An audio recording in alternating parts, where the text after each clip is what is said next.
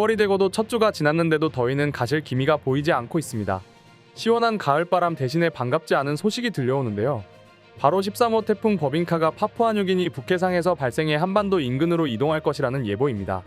아직 정확한 경로나 세력을 예측할 수는 없지만 여전히 해수 온도가 높은 데다 북상 가능성이 높아 대비를 철저히 해야 한다고 전문가들은 경고하고 있어 걱정이 이만저만이 아닙니다.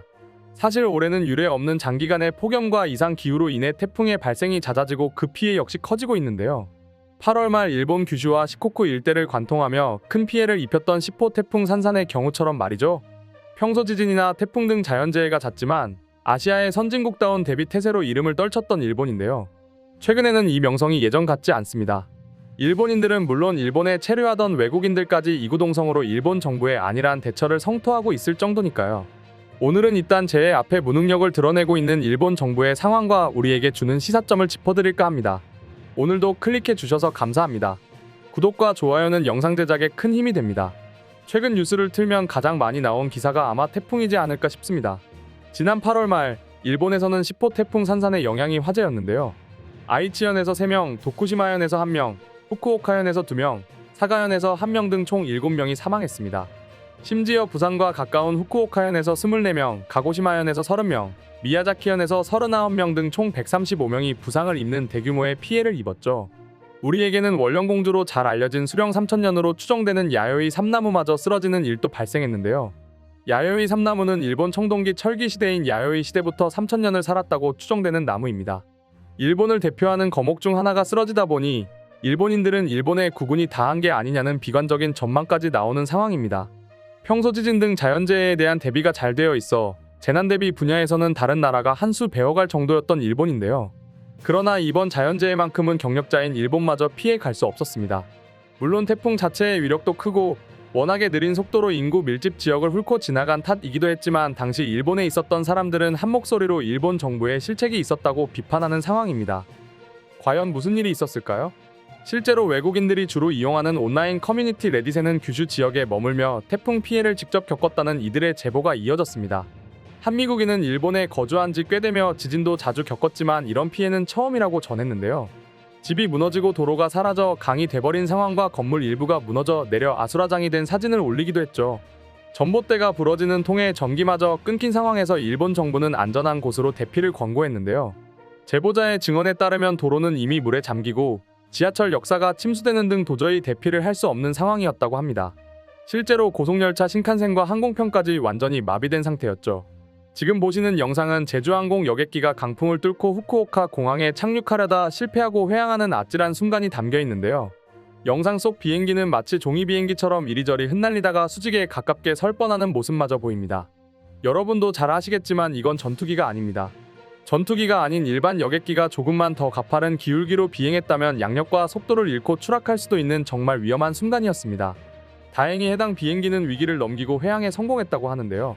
당시 공항 주변에서 위험천만한 항공기들이 목격된 것이 한둘이 아니었다고 합니다. 하지만 일본 언론에서는 이러한 피해 상황이나 위험이 제대로 보도되지 않는 어처구니없는 일이 발생했는데요. 감추고 쉬쉬하려는 무능력한 일본 정부의 모습은 SNS와 외신 보도를 통해 걷잡을 수 없이 퍼져나가고 말았죠. 뒤늦은 대피 명령도 문제지만 이미 교통편이 다 끊긴 상황에서 안전한 곳으로 피하라는 방송 안내는 사람들을 분노하게 했습니다. 심지어 마트나 백화점 등도 폐쇄되면서 고립된 사람들은 생필품 품절에 고통받는 일도 벌어졌고요. 사람들이 가장 목소리를 높인 부분은 태풍으로 인한 피해가 이미 3주 전부터 예견된 것이었다는 점입니다. 갑자기 터지는 화산이나 지진처럼 예측 불가한 자연재해가 아니라 몇 주 전부터 먼바다에서 발생해 북상하는 태풍에 대한 대비가 너무나 허술하고 안일했다는 거죠. 실제로 일본 정부는 8월 초 규슈 앞바다에서 발생했던 진도 7.1의 지진을 계기로 난카이 대지진 경보를 발표하고 전 국민이 주의하도록 경고한 바 있지만 정작 버젓이 위성사진의 이동 경로가 파악되는 태풍에 대해서는 제대로 된 주의가 주어지지 않았다고 합니다. 이렇다 보니 선량한 시민들이 미처 대피하거나 비상식량, 구급약품 등을 준비하지 못한 사람들이 많았다고 하고요. 이런 상황인데도 일본 방송은 정부는 최선을 다하고 있다. 국민들은 안전한 곳으로 대피하라는 무책임한 재난 방송만 내보냈다고 합니다. 사실 돌이켜보면 태풍에 대한 주의심도 부족했지만 정작 제대로 된 대피소도 부족했고 어렵게 찾은 대피소에는 지원 물품도 부족했습니다.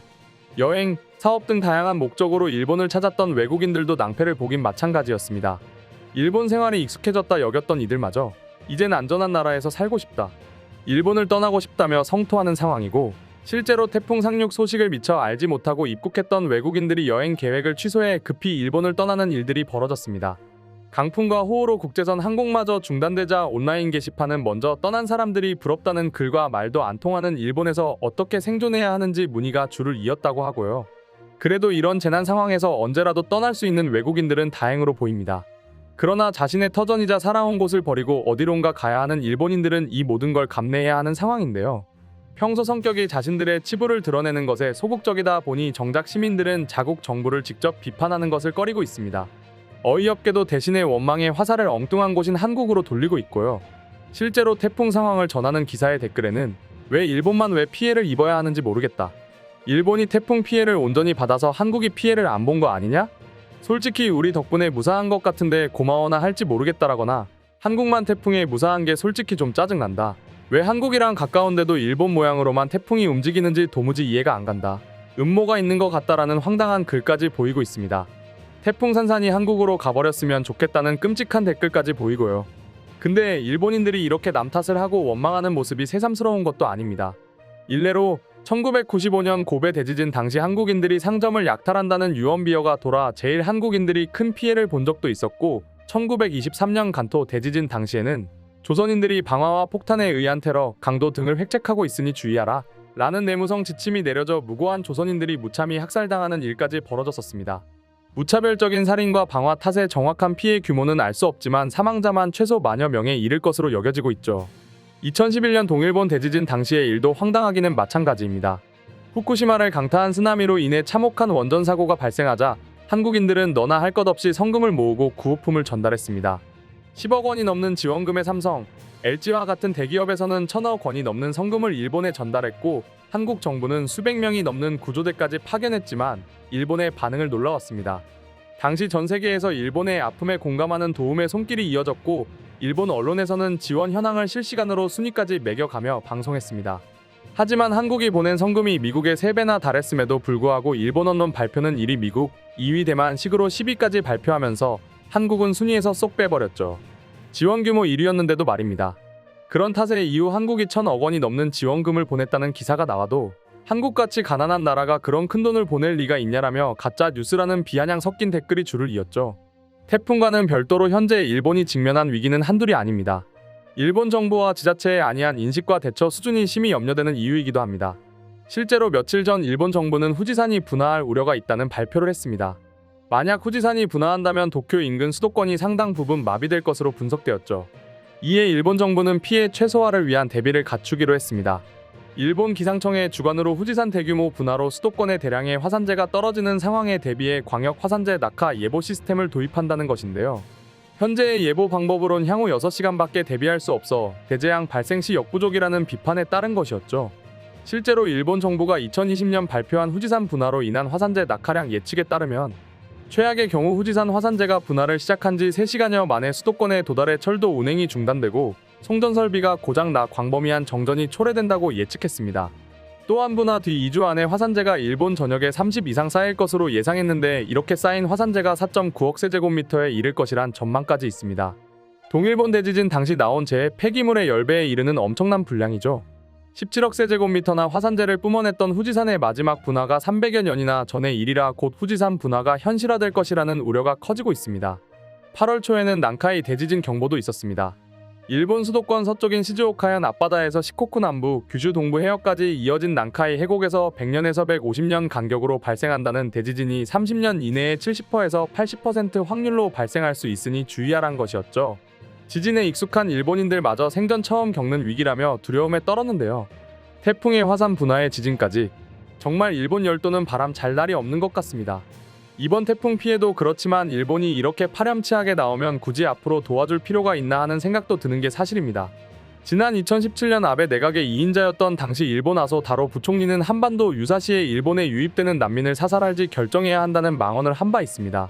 그는 당시 향후 한반도에서 전쟁 등으로 대량 난민이 일본으로 몰려올 수 있다며 무장 난민일지 모르는 그들이 오면 경찰이 대응할지 자위대가 방위 출동해 사살을 할지 진지하게 생각해야 한다라고 말해 한국인들의 원성을 들었었죠. 인류애로 도와주려 해도 마음이 싹 식어버리는 말이 아닐 수 없습니다. 오늘은 이딴 자연재해에 갈팡질팡하는 일본 정부와 침묵하는 일본 언론, 남 탓하는 일본인들 이야기를 해보았습니다. 우리나라는 일본을 타산지석으로 삼아 잘 대처해야 할 것 같은데요. 아무쪼록 아무 일도 없기를 바라며 오늘 이야기를 마칩니다. 오늘도 바쁘신데 저희 채널 방문해 주셔서 정말 감사합니다. 앞으로도 알차고 행복한 영상으로 찾아뵙겠습니다. 오늘도 행복하세요. 감사합니다.